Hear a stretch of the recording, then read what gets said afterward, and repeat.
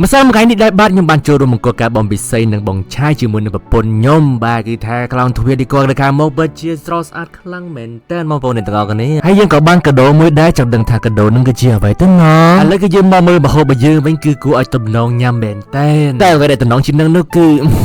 ប្រពន្ធខ្ញុំនឹងឯងដល់ពេលញ៉ាំហើយគឺថាម្ហូបនីមួយៗគឺពិតជាឲ្យមានរសជាតិគឺឆ្ងាញ់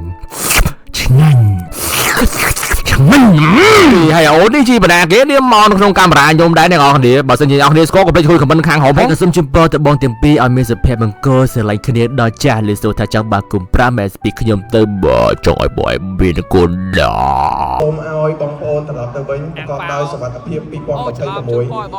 ហេងឆ្នាំថ្មីលុយចូលច្រើនសុវត្ថិភាពសុខសប្បាយក្រុមគ្រួសារទាំងអស់đã mệt nhoài sang đêm lạnh lùng vì ai đưa em về đêm nay đi bé con đường về cũng chẳng có xa đưa em về qua bao ngã năm ខ្ញុំមក unboxing កដោពីហងកាមបាញ់កូនបងđâyអ្នកនរគ្នាជាស្រ័យបងគឺយកទៅតាមបានថាផ្កាស្លាបាទអូយខ្ញុំនឹងទៅជូនផ្កាស្លាប៉ុនខ្ញុំជាលើកទី2បាទគឺថាវ៉ាវអស្ចារ្យមែនតើគឺជាម្សៅហុយតានេះទៅពីទៅកានគេបានខ្ញុំនឹងថាចេញលុយលើទីផ្សារអត់ទេឬក៏មានអ្វីដែលថ្មីចឹងខ្ញុំអត់ដឹងដូចក្តីដែរអស់គ្នាចឹងពីដល់យើងមានតែប៉ុណ្្នឹងទេបាទបាយ